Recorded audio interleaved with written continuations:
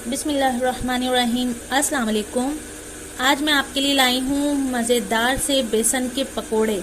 बारिश हो, बरसात हो और पकोड़े ना हो, ऐसा हो ही नहीं सकता। पकोड़े खाने का मज़ा बरसात में ही है।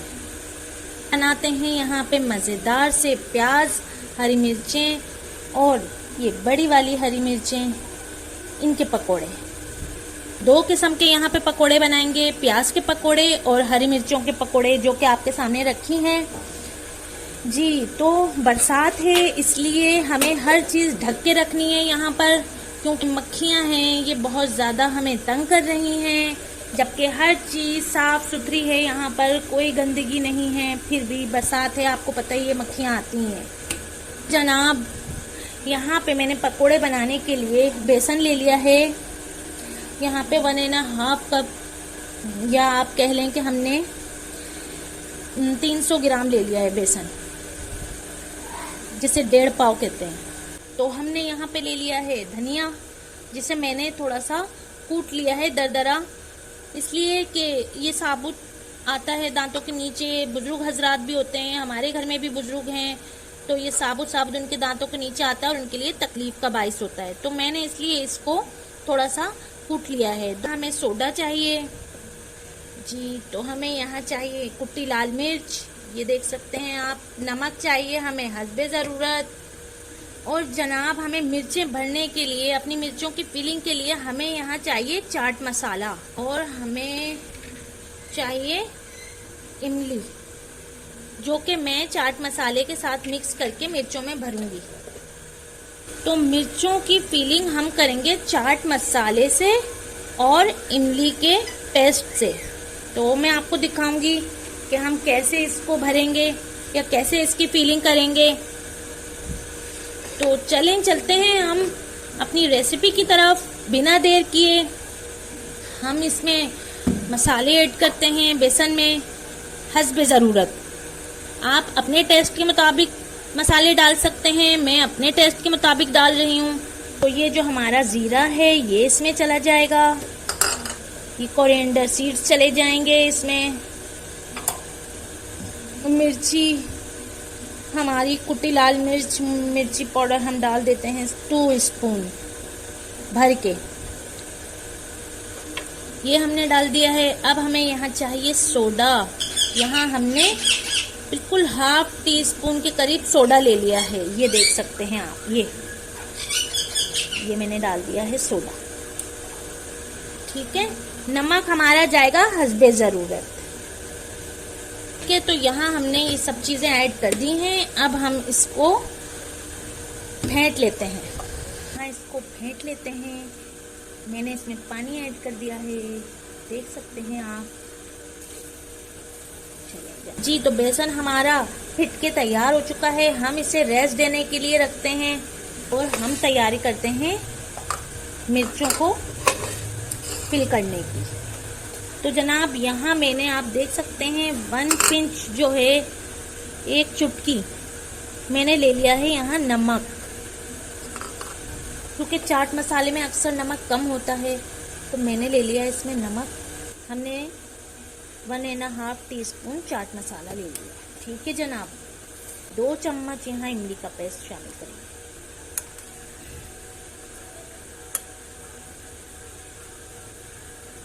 हैं हम फिल करते हैं अपनी मिर्चें। चलते हैं मिर्चें फिल करने। इसी तरह से हम सारी मिर्चें फिल अप कर लेंगे,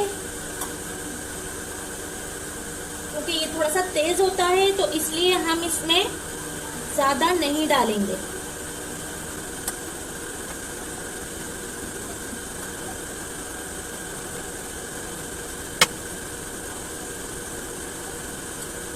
देखा, ये यहाँ पे मैंने मिर्चें भर ली हैं।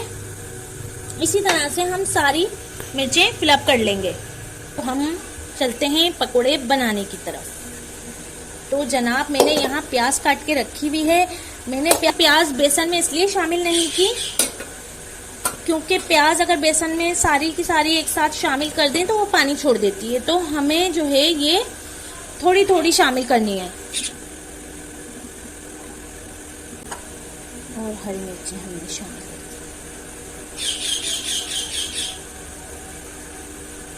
आधी प्याज और आधी हरी मिर्चें हमने शामिल कर ली हैं। इसे हम स्पून की मदद से नहीं हैंडल कर सकते, इसलिए मैंने अपने हाथों का इस्तेमाल किया है। इसे हम ग्लव्स पहन के भी हैंडल नहीं कर सकते, तो इसलिए मैंने हाथों का इस्तेमाल किया है। तो जी हमने बेसन प्याज में मिक्स कर दिया है और यहाँ हमने फ्लेम को ऑन कर दिया है और कढ़ाई चढ़ा दी है। हम इसमें ऑयल डालेंगे जी। तो यहाँ हम ऑयल शामिल कर रहे हैं। 5 बड़े स्पून जो हैं वो ऑयल के ले लिए हैं। ऑयल हमारा गर्म हो चुका है नहीं, इसको मिक्स कर दिया है, आप देख सकते हैं बेसन में। और अब हम बना रहे हैं पकोड़े, लेकिन उससे पहले हम बनाएंगे मिर्चों के पकोड़े। तो ये जो हमारे पास बेसन रखा है सादा, उसमें हमने मिर्चें डिप करी ऐसे करके और हमने इनको शामिल कर दिया और हमने इसको इस तरह पलट देना है फटाफट, ताकि हमारी मिर्चें जो हैं वो जलने ना पाए। और फ्लेम हमने लो कर दी है।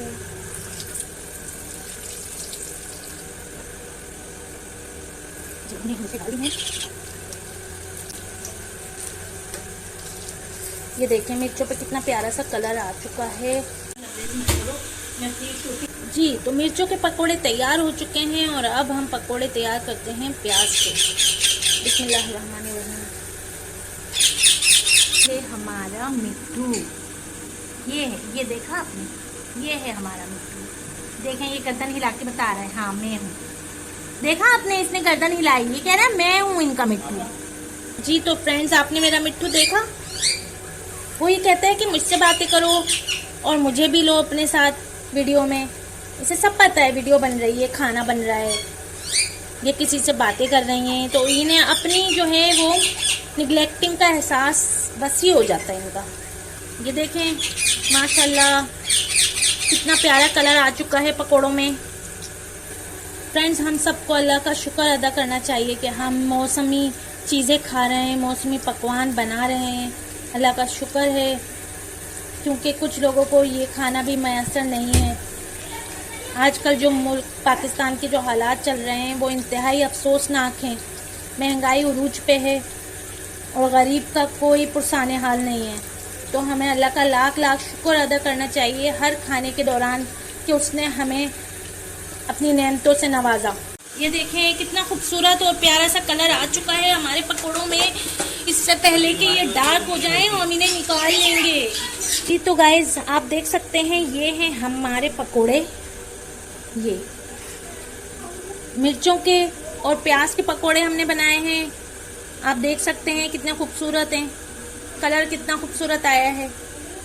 और यहाँ मैंने ये चटनी बनाई है, जो बची भी हमारी इमली थी उससे हमने चटनी रेडी कर ली है। ये हैं हमारे पकोड़े तैयार और आप देख सकते हैं प्याज और हरी मिर्चों के पकोड़े हैं। ये देखें अंदर से भी फुल पके हुए हैं, ये देख सकते हैं आप। और खाने में भी इंतहाई मज़ेदार हैं। प्याज का टेस्ट बहुत अच्छा आ रहा है और हरी मिर्चों का टेस्ट तो बहुत ही मज़े का लगता है पकोड़ों में। ये हमने जो हमारी बची हुई इमली थी उससे मैंने चटनी रेडी कर ली है और इस चटनी का लिंक मैं आपको डिस्क्रिप्शन में दे दूंगी, क्योंकि ये चटनी मैं पहले भी आलू के पराठों के साथ बना चुकी हूँ। तो जनाब फिर हम जाते हैं पकोड़े खाने, आप भी बनाएं और मेरे साथ अपना एक्सपीरियंस शेयर करें। अगर आपको मेरी ये रेसिपी पसंद आई है तो प्लीज़ लाइक कीजिए, शेयर कीजिए और मेरे चैनल को सब्सक्राइब कीजिए। फिर किसी नई रेसिपी के साथ मिलते हैं, तब तक के लिए मुझे इजाज़त दीजिए फूड रेमेडीज से। अल्लाह हाफिज़।